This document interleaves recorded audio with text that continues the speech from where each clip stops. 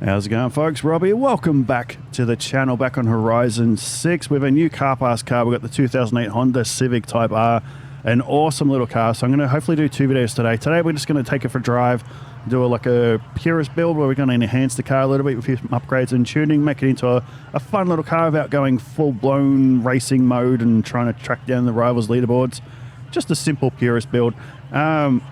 And then later on today, hopefully, if I get it done in time, I'm going to do a full review of the car of it in my driven and tested series. Where we'll put it through a series of challenges: top speed, braking, drag racing, circuit racing. We have the stock standard car. My brain stops working. For now, we're just going to go for a couple of quick laps around the little circuit here with the time attack track. The car is completely standard. First time driving it, just teleported over here from the Horizon Festival site as someone takes an awkward line through there with another Honda. All right, let's squeeze in behind another Honda. Everyone's in Hondas today. Well, that's technically an Acura, which is a Honda, but such is life. Got to say, I've always been a massive fan of this car. I love the styling. It's completely different to any Civic we've had before. I know a lot of people were not massive fans of it, but I like the styling change. There's another Honda. What is going on? Everyone's driving Hondas. Is there a challenge today on the playlist? You've got to drive a Honda. Or is that the same one they just did? Might have done rewind. Anywho, yeah, I love the first few generations of Civic. I really like this one. It has a great look about it. Especially in Australia, you don't really see too many of these on the road this era. It's usually late 90s, early 2000s, the popular era with the tuner company and crowd. But yeah, I like this one. The next few generations after this one's the hot hatches. Nah, I don't like those ones. They might be good cars, they might be quick and reliable and all that kind of nonsense, but you still got to look at the thing, don't you? And this looks really, really good. The first time I drove one of these in a game was Gran Turismo 5. That was one of my favorite front-wheel drive cars in that game, and it's fantastic. This has come over to Horizon to see it in all its glory in this game. Can't wait to actually start tuning it and see what we can do with it. In real life, they do have a fantastic engine. So far around here, first lap, hang on, my OCD can't handle seeing that bloody thing on top of a car, so let's get that. Oh, someone's not driving a Honda. Awesome. It looks pretty good. Sounds all right. It's driving pretty good. I mean, it's not the most technical track, this one, but there's a few spots. There's some faster corners. We do have a couple of corners where you got a bit of hard braking. So far, it's tracking really well. I'm not really noticing any understeer. The car feels pretty stable into the braking zone. So we're going to finish this last lap, then we're going to head over to the garage and see about doing some mild upgrades to it. And then we're going to tune it a little bit so it's a little bit more reliable around the corners. It's already fairly light. It's about 1,200 kilos, so we don't have to take too much weight out. I'm not going to throw a bunch of power in. Just going to, change the gearbox, maybe upgrade the wheels a little bit, tires, a little bit of power, but brake, suspension, anti-roll bars, stuff like that. But overall, it's pretty good. Obviously, the gearbox around here needs a bit of an overhaul. Being a VTEC engine, you probably want to be doing your gear ratio so you're higher in the rev gauge constantly, so you're constantly in the high end of this power band, because it does rev up to a little over 8,000 RPM. All right, we're going to stop there. 106. This is not about setting the fastest time in the world. Let's go see what we can do in the garage with the new Civic.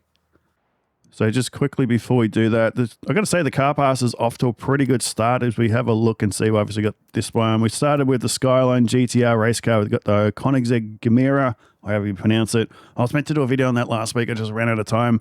We've got the time attack car last week, the old Datsun, which is pretty cool. It is really fast with endless amounts of grip, but that just makes it boring in my opinion. Got a new R8 coming next week. Got this weird little thing, the old Mazda.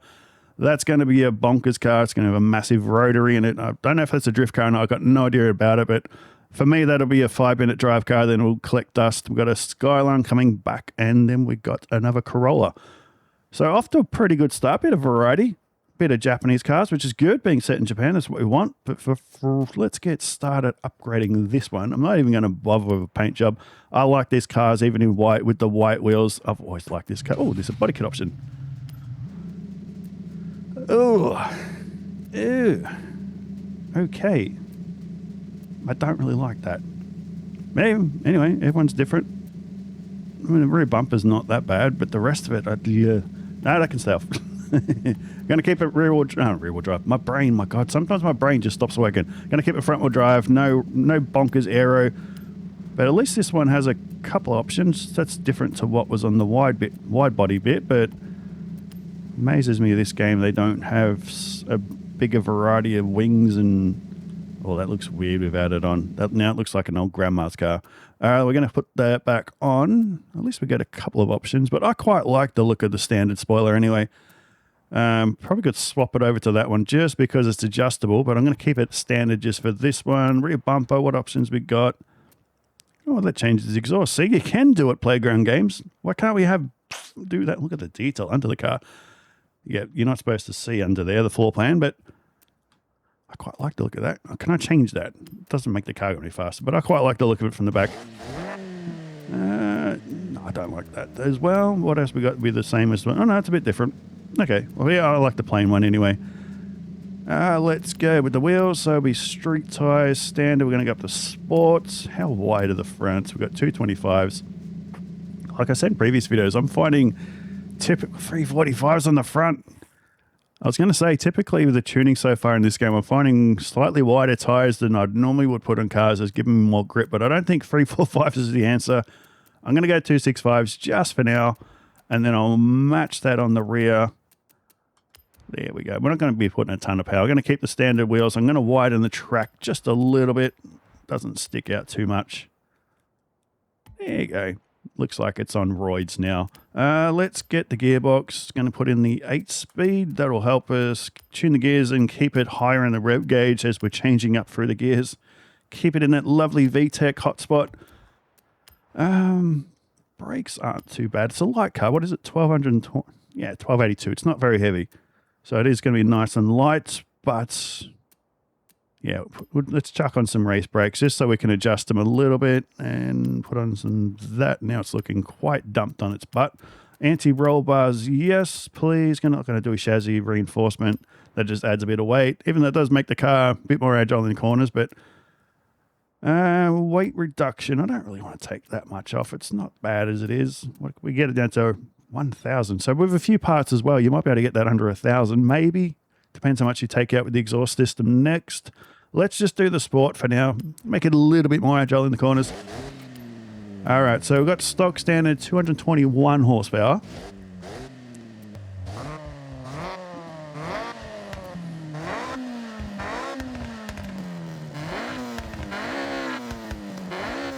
That's a noise. That is a noise. So yeah, with these Purist builds, it's typically not about getting ridiculous amounts of power. We're going to stop anywhere on the PI scale. It means absolutely nothing. Pretty much every car I drive, I do this kind of build, just a few little parts and then adjust them a little bit. I'm going to say I'm pretty happy with that. Usually it's on about 30 grand. See it? 33 grand, whatever. Let's throw it on. I'll throw on a quick tune as well. And then I'll meet you back at the track. We'll go for a drive and see if we've actually improved it. Sometimes you make it worse. All right, so we're back at the track with the Civic. Let's quickly show you what I've done. Just some slight adjustments. So obviously this is in metric. I'm in Australia. So yeah, 1.8, 1.7. Just lowered that a bit from the standard one. Gearbox, I've shrunk that down. We've got the 8-speed now. So hopefully that means we stay higher up in the rev gauge, which on a VTEC engine is what you want to stay in the power band. Again, just stuff like this. There's not that much. The front caster I've adjusted a little bit, made it a bit higher. Anti-roll bars, I've softened the front and stiffened the rear a little bit just to help. Usually I'm not an expert tuner, but my experience for front-wheel drive cars, especially having a stiffer rear anti-roll bar kind of helps rotate the car a little bit in the corners. Drop the car in its butt because this is a fairly smooth track. Soften the suspension because, you know, in the real world, as a sports car, fairly firm suspension, but we don't need that in game, so we soften it down a bit. Same with the damping. Aero, none. Braking, I've got up to 105, and I've got it balanced a bit towards the rear. That's more to prevent, hopefully prevent a bit of understeer problems and the wheels locking up, even though I've got ABS on, but still, it can still happen. Differential, kept the deceleration standard at 8. I've dropped, I can't remember now, but this is put to 25. I'm hoping that's enough to limit some of the understeer problems, even though it's not an incredibly powerful car, even though what we've done to it. It's the one thing that kills a front-wheel drive car around a fairly not a technical track, but, you know, a tight track. You don't want understeer problems in and out of the corners. So hopefully We've got rid of that. So let's go for a few laps and see what we can do already just with the gearbox alone. Even though we didn't add too much power, it's got a lot more acceleration. We took a little bit of weight out, but not a whole heap.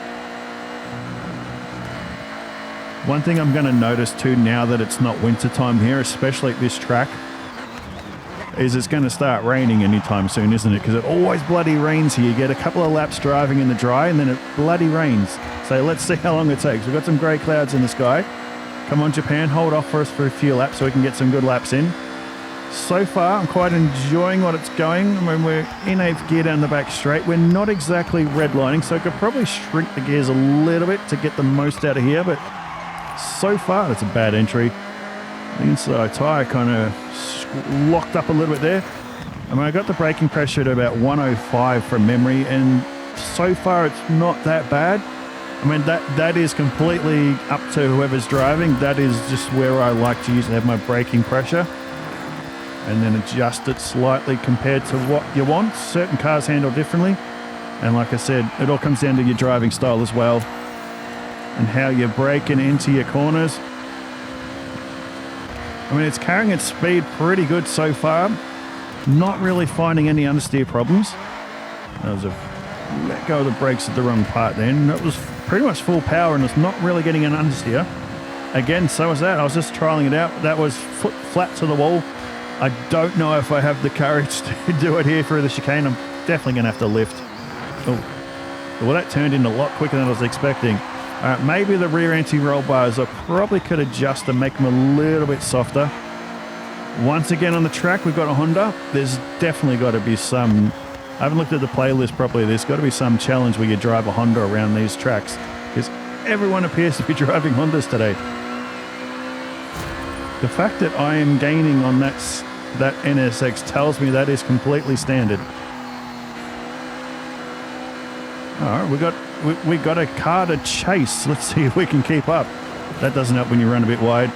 Let's not put that down to the car in the tune. That is purely driver error. That's going to put us in the red by quite a bit. Yep, knew that was going to happen. You can't be taking a corner like that when you're trying to do some hot laps.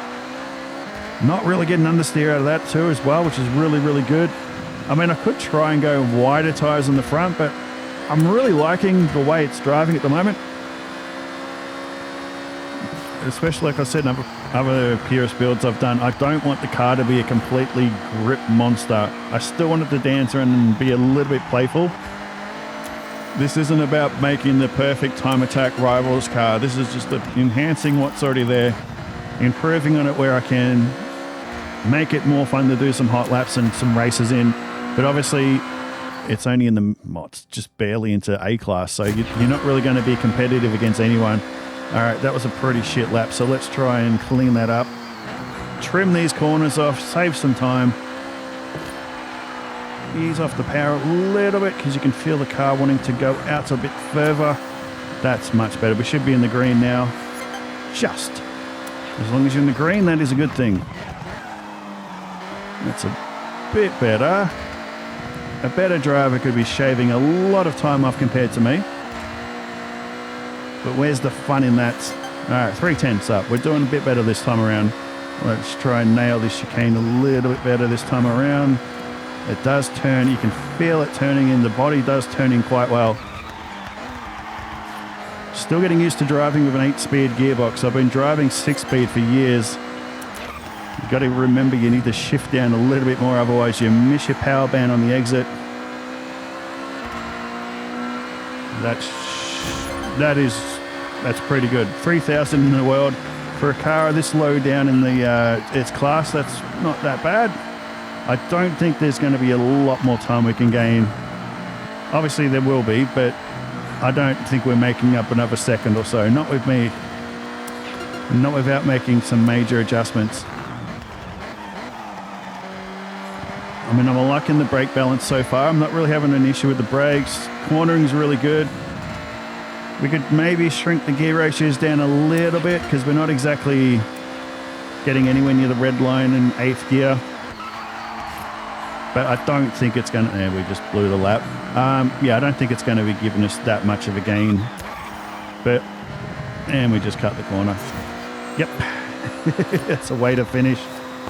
But initially, just with those a few changes, you're more than welcome to check it out. Just go back and pause, and any critique and observations you notice, let me know. I want to get better at this too. This is the first time I've actually properly tried tuning since Horizon 4 days.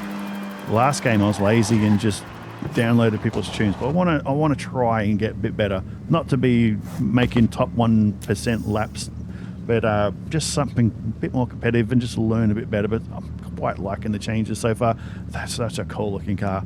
I'm so glad they brought this in. I'll be doing a full review of it in a few hours time, but so far I can see myself driving this around quite a lot. So until the next one, cheers for watching. I'm Rob. See you later.